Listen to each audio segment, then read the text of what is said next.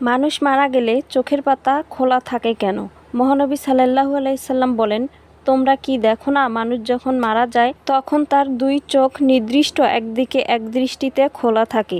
আবু হুরায়রা রাহমাতুল্লাহি আলাইহি বলেন, যখন কোনো ব্যক্তি মারা যায় তখন তার আত্মা তার দেহ থেকে বের হয়ে যায়, তখন চোখদ্বয় সেই রূহের দিকে চেয়ে থাকে।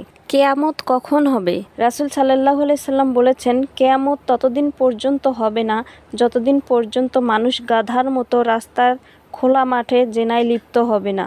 আব্দুল্লাহ ইবনে জিজ্ঞেস করলেন, হে আল্লাহর রাসূল, এমন কি ঘটনা আদৌ ঘটতে পারে? রাসূল সাল্লাল্লাহু আলাইহি সাল্লাম বললেন, অবশ্যই ঘটবে। রাসূল সাল্লাল্লাহু আলাইহি সাল্লাম বলেন, যে ব্যক্তি আমার কোনো হাদিস শুনে অন্য ব্যক্তির কাছে পৌঁছে দিবে, সে কিয়ামতের দিন আমার শাফায়াত লাভ করবে। সুবহানাল্লাহ। কিয়ামতের দিন রাসূল সাল্লাল্লাহু আলাইহি সাল্লামের শাফায়াত পেতে এবং সওয়াবের নিয়তে ভিডিওটি অন্য মুসলিম ভাই বোনদের মাঝে শেয়ার করে দিন। ধন্যবাদ সবাইকে।